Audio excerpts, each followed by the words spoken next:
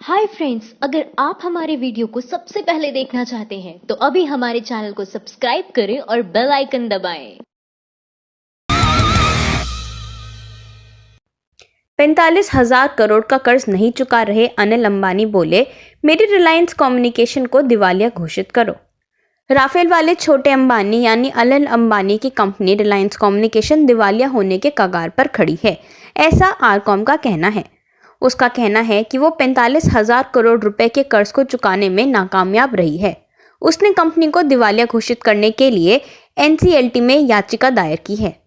मुकेश अंबानी की company Reliance communication की ओर से जारी बयान में कहा गया है कि आरकॉम कंपनी बोर्ड ने पाया कि 18 माह गुजरने और संपत्ति को बेचे जाने के बावजूद लेनदारों को अब तक कुछ हासिल नहीं हुआ है। आरकॉम ने तय किया है कि अब वो एनसीएलटी मुंबई द्वारा तेजी से समाधान का रास्ता तलाशेगी। आरकॉम अधिकारियों ने कहा कि हमें एनसीएलटी का रुख इसलिए करना पड़ रहा है क्योंकि आरकॉम को कर्जा देने वाली संस्थाओं और हमारे बीच काफ़ी मतभेद है। पिछले 12 महीनों से निपटने के लिए हमने 45 बैठकें की, पर कोई नतीजा सामने नहीं आया। आरकॉम का कहना है कि उन्हें यकीन है कि एनसीएलटी के पास जाने से सारे समाधान का हल 270 दिन के अंदर आ सकेगा। गौरतलब है कि अनिल अंबानी मुकेश अंबानी के छोटे भाई हैं। उन्हें बहुचर्चित राफेल विमान का कॉन्ट्रैक्ट मिला है। दशकों से रक्षा उपकरण बना रही एचएएल से लेकर 13 दिन पहले बनी अंबानी की कंपनी को दिए जाने पर काफी सवाल भी खड़े हुए थे। कांग्रेस समेत विपक्ष ने इस डील में अरबों की दलाली का आरोप लगाया है। जो अपनी कंपनी को दिवालिया घोषित कर रहा है, उस अंबानी को मोदी ने राफेल बनाने का ठेका दे दिया। कांग्रेस। अनिल अंबानी की कंपनी रिलायंस कम्युनिकेशन दिवालिया होने की कगार पर खड़ी है, ऐसा आरकॉम का कहना है। उसका कहना है कि वो 40,000 करोड़ रुपए के कर्ज को चुकाने में नाकामयाब रही है। उसने कंपनी को दिवालिया घोषित करने के लिए एनसीएलटी में याचना दायर की है। मुकेश अंबानी की कंपनी रिलायंस कम्युनिकेशन की ओर से जारी बयान में कहा गया है कि आरकॉम कंपनी बोर्ड ने पाया कि 18 माह गुजरने और संपत्तियों को बेचे जाने के बावजूद लेनदारों को अब तक कुछ नहीं हासिल हुआ। आरकॉम ने तय किया है कि अब वो एनसीएलटी मुंबई द्वारा तेजी से समाधान का रास्ता तलाशेगी। आरकॉम अधिकारियों ने कहा कि हमें एनसीएलटी का रुख इसलिए करना पड़ रहा है क्योंकि आरकॉम को कर्ज देने वाली संस्थाओं और हमारे बीच काफ़ी मतभेद है। पिछले 12 महीने से निपटने के लिए हमने 40 बैठकें की, पर कोई नतीजे सामने नहीं आया। आरकॉम का कहना है कि यह यकीन है कि एनसीएलटी के पास जाने से सारे समाधान का हल 270 दिनों के अंदर हो सकेगा। वहीं इस मामले को कांग्रेस के राष्ट्रीय प्रवक्ता अखिलेश प्रताप सिंह ने ट्वीट किया है कि पीएम मोदी राफेल जैसे लड़ाकू जहाज बनाने का ठेका अंबानी को दे रहे हैं। देश की रक्षा से खिलवाड़ मत कीजिए मोदी जी। गौरतलब है कि अनिल अंबानी मुकेश अंबानी के छोटे भाई हैं। उन्हें बहुचर्चित राफेल विमान का कॉन्ट्रैक्ट मिला है। दशकों से रक्षा उपकरण बना रही एचएएल से लेकर 13 दिन पहले बनी अंबानी की कंपनी को दिए जाने पर काफी सवाल भी खड़े हुए थे। कांग्रेस समेत विपक्ष ने इस डील में अरबों की दलाली का आरोप लगाया है।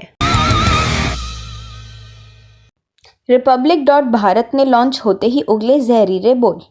रोहिणी बोली, देश में दंगा कराने की शुरुआत हो चुकी है।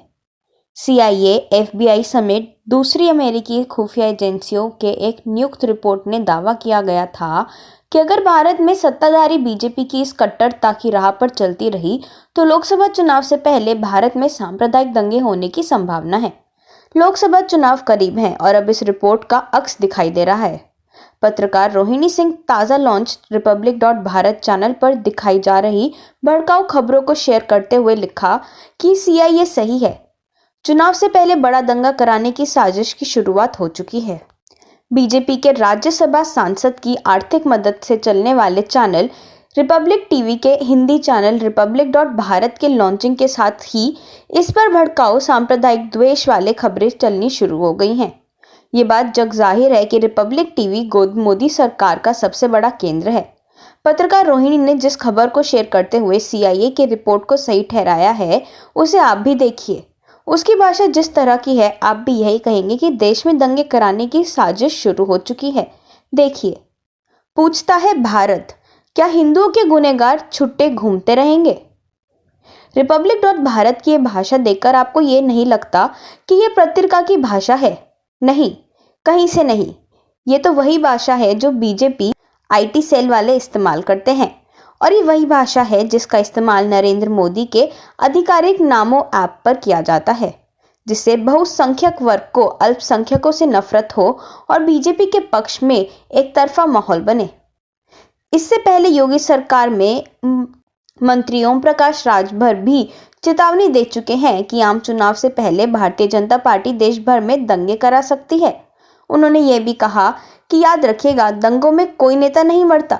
हालांकि राजभर भी एक नेता है, इसलिए इस बारे में उनकी बात 100% सही है। आप सब होशियार रहिए, क्योंकि दंगों में वाकई कोई नेता नहीं मरता। मरते हैं तो इंसान, मरती है मोहब्बत, मरता है यकीन। 5 दिन पहले डीजीपी पद से हटाए गए ऋषि कुमार शुक्ला को पीएम मोदी के पैनल ने सीबीआई चीफ चुना। उठे सवाल। मध्य प्रदेश में पूर्व डीजीपी और पूर्व मुख्यमंत्री शिवराज सिंह चौहान के करीबी रहे ऋषि कुमार शुक्ला को सीबीआई का नया डायरेक्टर नियुक्त किया है। दरअसल ऋषि कुमार शुक्ला 1983 बैच के आईपीएस अधिकारी हैं। उन्हें 2 साल के लिए सीबीआई का डायरेक्टर नियुक्त किया गया है। इससे पहले वो मध्य प्रदेश में तैनात थे, जहां उन्हें 5 दिन पहले ही बनी नई कमलनाथ सरकार ने डीजीपी पद से हटा दिया था। कमलनाथ ने उन्हें डीजीपी पद से हटाकर हाउसिंग बोर्ड का अध्यक्ष बनाया था। मीडिया रिपोर्ट्स की माने तो बीजेपी की सरकार में वह इतने भरोसेमंद हैं कि डीजीपी बनने से पहले भी वह कानून व्यवस्था के मुद्दे पर शिवराज सिंह चौहान के सलाहकार की भूमिका निभाते थे। वैसे तो देश की सर्वोच्च जांच एजेंसी सीबीआई के डायरेक्टर बनने की रेस में 1983 और 1984 बैच के करीब 80 आईपीएस शामिल थे, मगर शुक्ला को सरकार के करीबी होने का फायदा मिला और उन्हें प्रधानमंत्री नरेंद्र मोदी, सुप्रीम कोर्ट के चीफ जस्टिस रंजन गोगोई ने चुन लिया। हालांकि तीसरे सदस्य कांग्रेस के वरिष्ठ नेता मल्लिकार्जुन खड़गे ने इस फैसले से असहमति जताई है। अब अंदाजा लगाया जा सकता है कि जो शख्स एक राज्य में लगातार पिछले 3 साल से डीजीपी रहा, सरकार उसे ना चुनती तो किसे चुनती। अब ऋषि कुमार शुक्ला सीबीआई चीफ 2 साल तक रहेंगे। नए सीबीआई चीफ पर मल्लिकार्जुन खड़गे बोले, जिसे एंटी करप्शन का अनुभव नहीं, उसे कैसे मिला पद? सीबीआई को नया डायरेक्टर मिल गया है। मध्य प्रदेश के पूर्व डीजीपी ऋषि कुमार शुक्ला को सीबीआई का नया डायरेक्टर नियुक्त किया गया है। शुक्ला 1983 बैच के आईपीएस अधिकारी हैं। उन्हें 2 साल के लिए सीबीआई का डायरेक्टर नियुक्त किया गया है, मगर नियुक्ति पर कांग्रेस नेता मल्लिकार्जुन खड़गे ने असंतुष्टि जताई है। दरअसल सीबीआई चीफ की नियुक्ति का फैसला 3 सदस्यीय सिलेक्शन कमेटी में सर्वसम्मति से नहीं हुआ। इसलिए नेता विपक्ष के तौर पर मल्लिकार्जुन खड़गे ने अपनी असंतुष्टि जताई है। सीबीआई का डायरेक्टर चुनने के लिए शुक्रवार को सिलेक्शन कमेटी बैठी थी। इस बैठक में प्रधानमंत्री नरेंद्र मोदी, भारत के मुख्य न्यायाधीश रंजन गोगोई और कांग्रेस नेता मल्लिकार्जुन खड़गे ने हिस्सा लिया था। बता दें कि सुप्रीम कोर्ट ने मोदी सरकार को फटकार लगाते हुए कहा था कि सीबीआई चीफ की पद काफी सेंसिटिव है। सरकार को अब नए सीबीआई डायरेक्टर की नियुक्ति कर देनी चाहिए, जिसके बाद सीबीआई डायरेक्टर को चुनने के लिए शुक्रवार से पहले 24 जनवरी को भी सिलेक्शन कमेटी बिठाई हुई थी। उसके दौरान उम्मीदवारों की लिस्ट में 80 नाम शामिल थे। माइंड द न्यूज रूम की रिपोर्ट। Thank you for watching our video. अगर आपको हमारी वीडियो पसंद आई हो तो इसे लाइक जरूर करें और हमारे चैनल को सब्सक्राइब करना ना भूलें।